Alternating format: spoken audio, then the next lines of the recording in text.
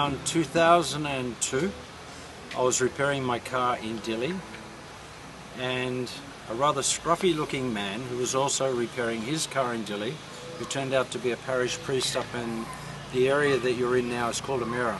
Anyway, we got into a conversation, and at that time Timor's wife Ina and I were bringing a lot of donated goods to orphanages around East Timor. And when he heard what we were doing, he said, oh, maybe you could come and help us in Amira, because our only orphanage in the Indonesian era before '99 was destroyed. And we got a lot of kids up there needing help, and we've got nowhere to put them. So when we investigated it, we came up, met with the priest at his parish home in Timor, and that was where it actually began as possibly happening. We started meeting with a lot of children, a lot of people brought kids in. That was very, at the time, overwhelming. I'm talking hundreds of children, which we don't have here today. So anyway, after some discussion, we decided that, yeah, we'd commit to the project of creating an orphanage. So we went to the local district administrator and said, do you have anywhere here that maybe we could create an orphanage? And we introduced ourselves and told him about the local priest and so on. He said, sure, get in my car.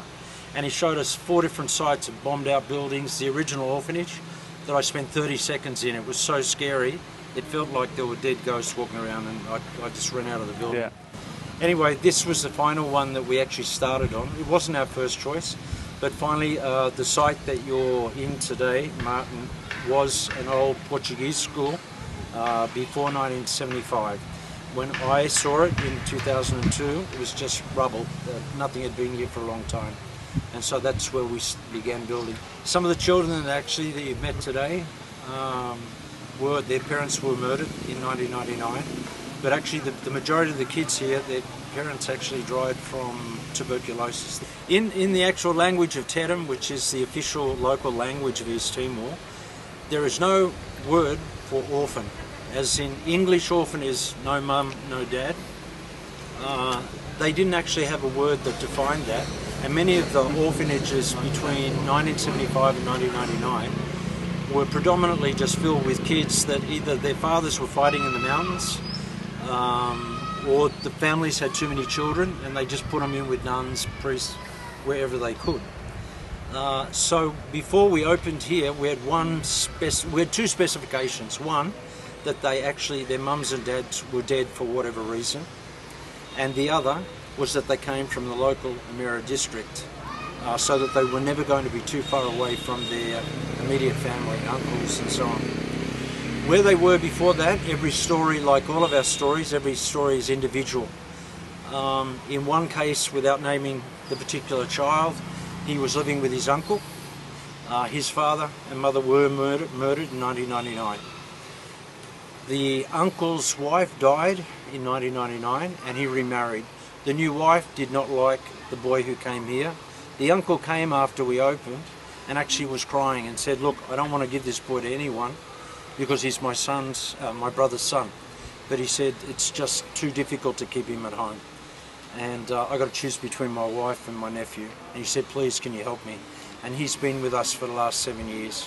Everyone in Timor has been traumatised. It's a well-documented fact that virtually no family in Timor didn't lose someone during the Indonesian era, or was tortured or raped, etc., etc. Trauma is endemic right throughout the whole of East Timor, leading right up to 1999. Martin is an Australian who's lived here pretty much for 13 years. I am still to this day shocked, as you are today, that the children who live here, that I'm responsible for, are so happy. But it's not only the kids here. The Timorese in general have survived 24 years of trauma amazingly well, and they just deal with it well. They're happy, easygoing people by nature, and I think because a lot of their stories are similar. Every child here has lost their parents, so there's not some who have mum and dad back home and some that don't. They all have that similarity. In the early days when we opened, it took us 18 months to build here. As you can imagine, it took time. When we opened the door, we didn't know who would come or how they would get along. And it took a little bit of while of settling down, but you know, in 7 years, honest to this day, there are some that are blood brother and sister here. But when people ask me who's related to who, I don't know anymore, because along the way they have become their own family. We've got around 30 children. As I was saying to you earlier, after 7 years, some of the children are getting older. The kids come and go. We've got one boy, our oldest, who's just finished school, has just been awarded a scholarship to Southern Cross University in Lismore, New South Wales, and hopefully if he does well, he'll be gone for 4 years to study there. Another 2 boys just came back from 3 months in Singapore. We've got one just finishing this year at a local agricultural college, which I'm incredibly proud of him, Vicente, and a very traumatised young man whose family life in the Indonesian area is very brutalised, and I'm very proud that he's worked very, very hard to get his qualifications. So, you know, one by one, they're different people like you and me, mate. They're going to make ongoing lives for themselves. And I'm just very grateful that there's people in the outer world outside of Timor that are helping make that possible too, because it takes money and it takes opportunity to create that, and I can't do it on my own. People abroad are starting to help bit by bit to try and expose some of the kids here to more than just the reality of life in the village here. My current manager, although she laughs at the title, is my actual oldest child who's still, and she's lived here for the whole time. Alianza is 21 years old, still at school, 21 and only in year 9 in what they call junior high here. And she's been brilliant. She's a natural leader, a fantastic worker.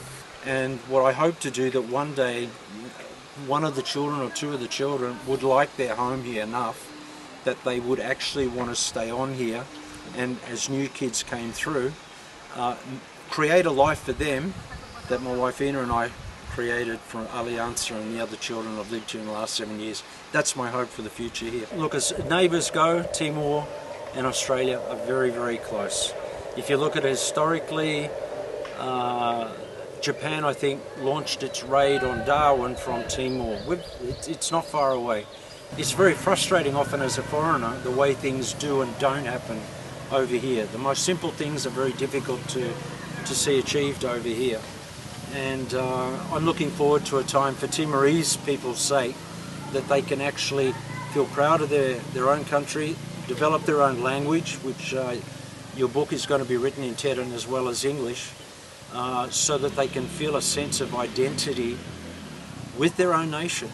And you know, the book, I mean, we both know that the island of Timor didn't really grow out of a floating crocodile and a little boy, but it's an interesting story, you know, and it's a part of their dream time in Aboriginal terms and culture like that.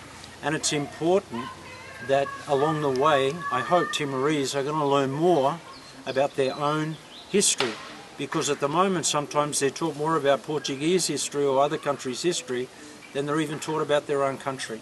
So it's ownership of their own culture and their own identity, and I'm 100% behind that. You know, that's why I want my own children and Timorese to take over this place in time, because that's who it belongs to. It doesn't belong to me.